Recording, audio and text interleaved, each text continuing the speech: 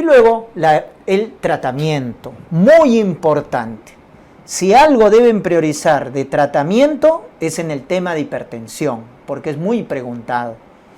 Y el tratamiento inicial o primario es el cambio en los estilos de vida. Eso es básico en cardiología. ¿No ves que hay mucho fumador, diabético, hipertenso, obeso? Entonces, lo primero, cambio en los estilos de vida. Ese es el tratamiento inicial o primario, ¿correcto? Para todo paciente hipertenso. ¿Y cuál es la medida más efectiva, no farmacológica, ¿no es cierto? Que baja la presión, bajar de peso. Claro, es lo más difícil, ¿no? Bajar de peso. Todos queremos bajar de peso, ¿no? Entonces, pero al final subimos, ¿no? Entonces, por cada kilo de peso que bajamos, la presión disminuye 1 milímetro de mercurio. Entonces, es la medida más efectiva en el tratamiento inicial o primario, no farmacológico, para bajar la presión arterial. Es la medida más efectiva, pero tiene poco impacto, poco impacto. La que tiene más impacto es la dieta, la llamada dieta DASH, ¿no? Que es también la dieta mediterránea, dieta del paciente diabético, pues, ¿no? Más consumo de verduras, frutas, etcétera, ¿ya? La dieta baja en sal y en sodio. Acá quiero aclarar, ojo, cuando digo dieta baja en sal es menos de 6 gramos. Y cuando digo dieta baja en sodio es menos de 2 gramos. Eso, entonces, menos de 6 gramos, sal. Sodio, menos de 2 gramos. Ojo con eso dato. Esa es la famosa dieta hiposódica o dieta baja en sodio. ¿Ya? Muy bien. El paciente hipertenso debe tener esa dieta, o sea, bajar el consumo de sal y aumentar el consumo de potasio, doctores. Por eso es amarga, ¿no? la dieta del paciente hipertenso, porque le bajas la sal y aumentas potasio. El ejercicio físico, aeróbico, ¿no es cierto? La natación, buen ejercicio, ¿no es cierto? O trotar, correr, etcétera, hacer un deporte interdiario, ¿no? 30 minutos, no solo los fines de semana. Tiene que ser intercalado, un hábito interdiario, 30 minutos, dedicado a hacer deporte, ¿no? A veces también piensan, ir al mercado ya es un deporte, porque estoy caminando. O ir al trabajo caminando, no, estás estresado, ¿no? Pensando en el tráfico, etcétera, y eso no es un ejercicio, ¿no? El ejercicio físico es cuando te pones tu zapatilla, tu shortcito, tu camiseta y sales a correr, específicamente para hacer ejercicio, ¿ya? El aeróbico. Y consumo moderado de alcohol, ¿ya? Ojo, lo debí poner más grande, ¿no? Moderado, porque el excesivo ya obviamente es un hábito nocivo, ¿ya? Pero el moderado, ¿no es cierto? Un vasito de cerveza, una copa de vino, hasta ahí nomás, ¿ya? Muy bien. Ojo con ese dato, porque a veces te preguntan, ¿no? ¿El consumo de alcohol es factor de riesgo para hipertensión? Falso. Es cardioprotector, pero siempre en cuando sea moderado. Muy bien. Ese es el tratamiento primario inicial, pero luego ya viene el tratamiento farmacológico, que es muy importante, ¿no? Cuando indicamos antihipertensivos y tenemos ahí los fármacos de primera línea. Y recordar que tenemos a los más antiguos, baratos, buenos, por eso son de primera línea, las tiazidas. Luego están los yecas o sus hermanas, los ARA2 y los calcioantagonistas. Que lo pongo así porque estos fármacos los que hacen es bajar la resistencia vascular periférica.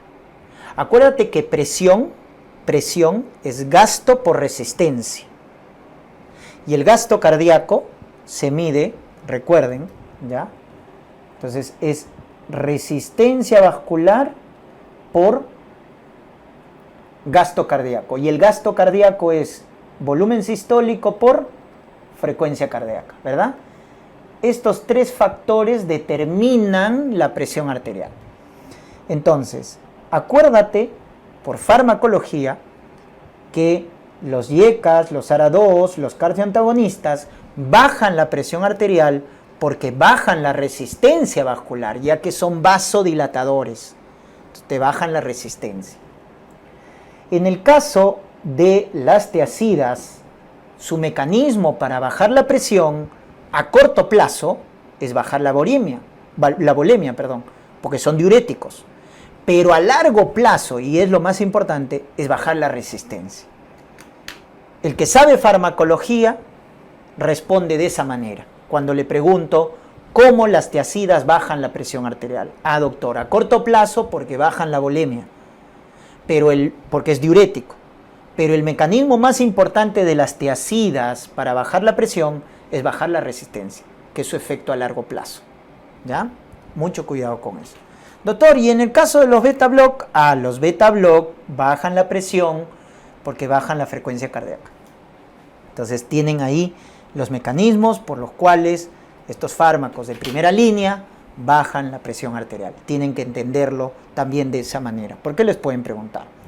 Entonces vamos a recordar las indicaciones y las contraindicaciones de cada uno, que es lo que suelen preguntar. Entonces esto de memoria, doctores, de memoria. Cuando las tiazidas están indicadas en un paciente hipertenso, cuando es un adulto mayor, cuando es hipertenso sistólica aislada, típico del abuelito, osteoporosis porque retienen calcio, acuérdate, las tiazidas son los diuréticos que retienen calcio. Entonces, si es hipertenso y tiene osteoporosis, dale tiazidas. Cuando es de etnia afroamericana, retenedor de agua y sodio. ¿Y cuándo está contraindicado? En gota, porque aumentan el ácido úrico, en dislipidemia, porque aumentan colesterol, aumentan triglicéridos, y en hipercalcemia. Lógicamente, pues si retienen calcio y ya el paciente per se tiene calcio elevado, ya no le puedes dar, pues. Entonces en gota, dislipidemia, porque aumentan el colesterol, triglicéridos, en hipercalcemia, las tiazidas están contraindicadas, ¿correcto? Vamos a los otros, YECA SARA-2. Hipertenso con diabetes, dale YECA, captopril, enalapril. Hipertenso con proteinuria, microalbuminuria, síndrome nefrótico, todo lo que sea proteinuria, dale YECA, porque son los antiproteinúricos de elección. Paciente hipertenso con infarto agudo de miocardio, dale YECA, porque es el antirremodelador. Con hipertrofia de ventrículo izquierdo, dale YECA, porque es antirremodelador.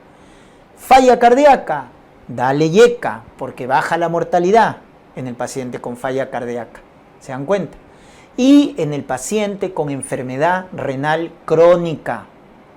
Pero para que tú uses YECA en el paciente con enfermedad renal crónica, debes tener dos condiciones. Que tu tasa de filtración glomerular sea más de 30 mililitros por minuto y tus niveles de potasio sean normales. Si potasio está bien, está normal, y tu tasa de filtración más de 30, y tu paciente nefrópata o con enfermedad renal tiene la presión elevada, dale YECA, ¿correcto? Muy bien. O si es de etnia caucásica, también, ¿ya? Van bien los YECAs. Muy bien. Cuando el paciente no tolera los YECAs, ¿por qué? Porque su reacción adversa más frecuente es la tos seca. Y la más grave es el angioedema por bradicinina, no es por histamina. El angioedema producido por los YECAs es por bradicinina. Entonces, cuando el paciente tiene estos datos, o sea, no lo tolera por la tos o tiene antecedente de angioedema, es ahí donde utilizamos los ARA-2, valsartán, cadesartán. Entonces, ARA-2 son más caros, pero no tienen esos efectos adversos. Entonces, ese es el gran beneficio. Entonces, por eso, cuando no tolera los YECAs, recién utilizamos ahí los ARA-2. Debes de entenderlo de esa manera. Contraindicado cuando hay embarazo, correcto, gestación, ya lo hemos visto en obstetricia, acuérdense, ¿ya? YECA, ARA-2 contraindicado, ¿no es cierto? En embarazo. O cuando hay estenosis bilateral de la arteria renal. Estenosis bilateral de la arteria renal, contraindicado también los YECAs o ARA-2. O cuando hay hipercalemia, cuando el potasio está muy elevado, porque estos fármacos elevan más el potasio, ¿ya? Muy bien. Vamos a los calcio antagonistas, cuando el paciente tiene fenómeno de Raynaud, angina de Prinzmetal, que son fenómenos por vasoespasmo. Entonces, cuando hay vasoespasmo, el fármaco de elección es calcio antagonistas, ¿correcto? Calcio antagonista, nifedipino, amlodipino, ¿ya? Y también en caso de enfermedad renal crónica, cuando no puedas utilizar los YECAs. Entonces, ¿cuándo no vas a poder utilizar tus yecas? Cuando la tasa de filtración está menos de 30 o tu nivel de potasio está elevado, más de 5.5. Pues ahí ya no puedes utilizar yecas. ¿Con qué lo reemplazas? Con calcio antagonistas. Entonces, eso acuérdate, ¿eh? En tu paciente con enfermedad renal crónica tienes que calcular la tasa de filtración o los niveles de potasio, si es que te lo dan. Doctor, ¿cómo calculo la tasa de filtración? Con tu fórmula de Cockcroft. Acuérdate, en nefrología, 140 menos la edad por el peso sobre creatinina por 72, ¿no? Ahí está la fórmula. Acuérdense, tienen que practicarlo, si no se van a olvidar. Yo ya me olvidé porque no lo utilizo mucho, pero ustedes tienen que entrenarse, ver los ejercicios, porque pueden preguntarles, ¿no? Un caso clínico y no te van a dar la tasa de filtración, tal vez la tengas que calcular, porque te dan la edad, te dan el peso, te dan la creatinina, entonces puedes calcular. Y dependiendo de la tasa de filtración, verás qué antihipertensivo dar. Si es más de 30, yeca. Si es menos de 30, calcio antagonista. Y el niveles de potasio está normal, yeca. Si está aumentado más de 5,5, calcio antagonista. Entonces eso tenlo en cuenta en tu paciente con enfermedad renal crónica, ¿ya? Cuando hay arritmias supraventriculares, recuerden que los calcio antagonistas, ¿no? Verapamil o diltiazem son antiarrítmicos, así que podemos utilizarlo. Contraindicado en falla cardíaca sistólica, porque la reacción adversa más frecuente de los calcio antagonistas son edemas, entonces pueden congestionar al paciente. Y en el caso de los beta block, que son los menos efectivos, hipertiroidismo, migraña, arritmias supraventriculares, angina, porque son los antianginosos de primera línea, o temblor esencial, son sus indicaciones, ¿ya? Entonces, hipertenso con hipertiroidismo, dale beta block. O con mujer con migraña, o tiene su arritmia, su FA, ¿no? Fibrilación auricular, o su angina estable, su temblor esencial, dale beta block. Contraindicado cuando hay broncoespasmo, asma, EPOC o bloqueos auriculoventriculares. Ahí estarán contraindicados, ¿ya? Entonces, estos son los antihipertensivos de primera línea que tienen que recordarse, doctores. Su mecanismo de acción, cuándo indicarlos y cuándo están contraindicados. Con eso están cubriendo gran parte de las preguntas, ¿ya? Muy bien. Y también tener en cuenta que debemos controlar otros factores en el paciente hipertenso que mejoran el pronóstico, y uno de ellos es el LDL colesterol. Si tu paciente es hipertenso y tiene cardiopatía isquémica, el objetivo del LDL colesterol debe ser menos de 55 cuando tiene cardiopatía isquémica. Si tu paciente es hipertenso y tiene antecedente de ACV, accidente cerebrovascular, o diabetes con daño de órgano blanco, debe tener un LDL menos de 70. Y si tu paciente es hipertenso y tiene diabetes, pero no tiene daño de órgano blanco, tu objetivo es un LDL menos de 100. Menos de 100. Entonces ahí están, miren los objetivos de acuerdo a la comorbilidad del paciente hipertenso. ¿Correcto? Muy bien. Y la crisis hipertensiva. Recuerden que definimos crisis hipertensiva cuando los valores están muy elevados. Sistólica mayor o igual a 180 y o diastólica mayor o igual a 120. Ahí definimos crisis hipertensiva, donde tenemos dos tipos: la urgencia o la emergencia. La urgencia es cuando no hay daño de órgano blanco y la emergencia es cuando sí tiene daño de órgano blanco y se pone en peligro la vida del paciente, ¿correcto? Esa es la diferencia fundamental entre urgencia y emergencia hipertensiva, el daño de órgano blanco. En el caso, ojo, sea urgencia o emergencia, pueden haber ciertos síntomas, como por ejemplo esto: cefalea, mareo, vértigo, epistaxis, inquietud, insomnio, etc. Esos síntomas, doctores, se presentan tanto en la urgencia como en la emergencia. En ambos se presentan, ¿correcto? Lo que te va a definir de que el paciente está en una emergencia hipertensiva es el daño de órgano blanco. Eso te define emergencia. ¿Y cuáles son esos daños de órgano blanco? Un accidente cerebrovascular, una encefalopatía hipertensiva, alteración del sensorio, una hemorragia en la retina, grado 3, grado 4, ¿se acuerdan? Grado 3 hemorragia exudado, grado 4 edema de papila. Una insuficiencia cardíaca aguda, un edema agudo de pulmón, un infarto agudo de miocardio. Eso ya es una disección de aorta, una falla renal. Eso ya nos define entonces emergencia. Si no tiene ninguno de esos datos, solo cefalea, mareo, vértigo, esa es urgencia.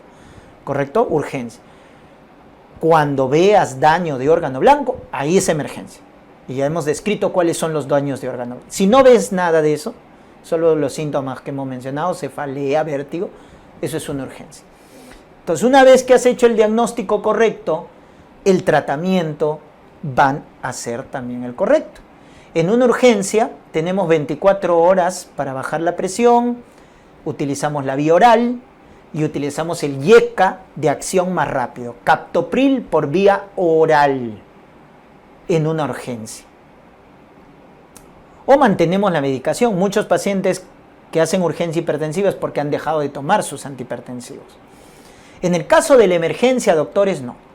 Debemos actuar rápido, debemos bajar el 25% de la presión basal. Ese es el objetivo, reducir el 25% de la presión basal.